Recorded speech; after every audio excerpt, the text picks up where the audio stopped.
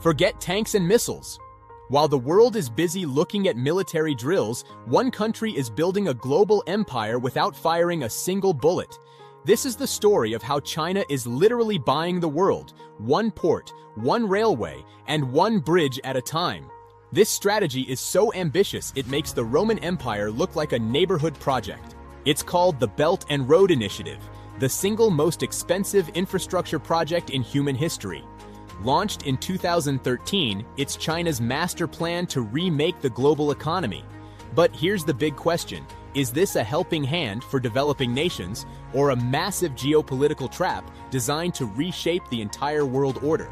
Inspired by the ancient Silk Road, the BRI is a trillion-dollar network of roads, railways, and ports connecting China to the rest of the world.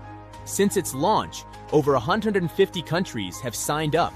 That's more than 75% of the entire world.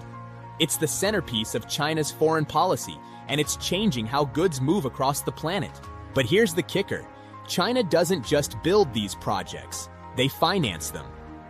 We're talking massive loans to developing countries that desperately need infrastructure but don't have the cash to pay for it up front. On paper, it sounds like a win-win for poor nations, but as they say, there's no such thing as a free lunch. These loans come with very specific strings attached. When a country can't pay back the billions they owe, which happens a lot, China doesn't just say it's okay. They take control. They take the land, the port, or the railway. And that brings us to the most controversial example, the Hambantota port in Sri Lanka. Sri Lanka wanted to be a global trade hub. They took massive loans from China to build this world-class port. But here's the problem, the ships didn't come. The revenue stalled and the debt started piling up. They were stuck with $1 billion port they couldn't pay for and couldn't even use. High stakes, right? By 2017, Sri Lanka was desperate. To settle the debt, they officially handed over the port and 15,000 acres of land around it to a Chinese state-owned company on a 99-year lease. One country now owns a massive piece of another country's territory for a century. That's how you buy a country without firing a single shot. Hambantota isn't just any port. It sits right on the world's busiest shipping lane between Asia and Europe. By controlling this, China didn't just get their money back.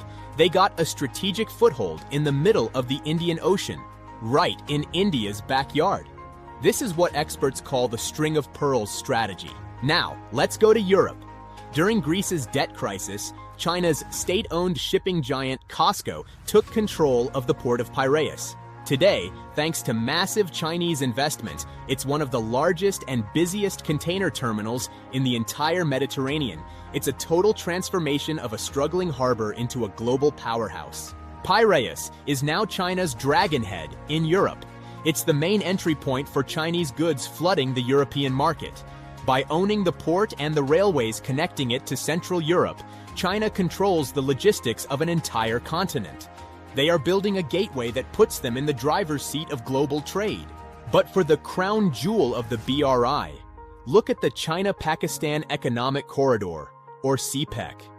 This is a 3,000-kilometer network of roads, railways, and pipelines connecting Western China directly to the Arabian Sea. It's a feat of engineering, carving highways through the highest mountains on Earth. Why spend $62 billion on this? Because of the Malacca dilemma. Right now, China's oil imports must pass through the narrow Strait of Malacca. If that ever got blocked, China's economy would collapse. CPEC is their ultimate insurance policy, a shortcut that bypasses the choke points and changes global power balance. At the end of this corridor sits Gwadar Port. China is turning this quiet fishing village into a massive global hub. Some experts think it could even become a naval base.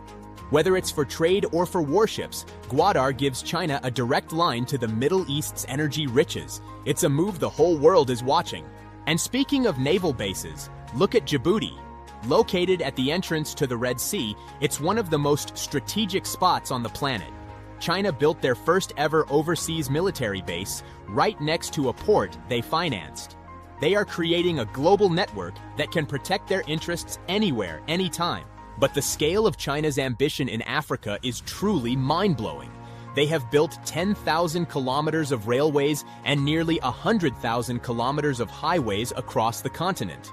From bridges in Mozambique to ports in Nigeria, they are building the modern infrastructure of an entire continent. And it's not just roads. China has built massive hydroelectric dams in countries like Ethiopia and Angola, providing the electricity needed for an industrial revolution. When a country needs power, they don't call Washington anymore. They call Beijing. They are the indispensable partner for the world's fastest-growing economies. But it's not just concrete. China is building the digital Silk Road, installing 5G networks across the developing world. And with the Green Silk Road, they are exporting solar and wind technology at a massive scale. They aren't just building roads, they're building the world's internet and power grids too. This progress comes with a price. Critics call it debt trap diplomacy, arguing that China is drowning nations in debt to gain political leverage. But for many leaders, China is the only one willing to build what they need. Is it a fair deal or a new form of colonialism? That question will define the next century. The world is being reshaped. By building the world's roads, ports, and digital networks, China is writing the new rules of global trade. They're not using armies, they're using asphalt, concrete, and fiber optics to build influence. It's a quiet revolution shifting the world towards the east. As we move forward, the question isn't just who has the biggest military, but who owns the most strategic connections. China is playing the long game, and right now, they're winning. What do you think? Is this the future of power? Let me know in the comments and subscribe for more deep dives. See you in the next one.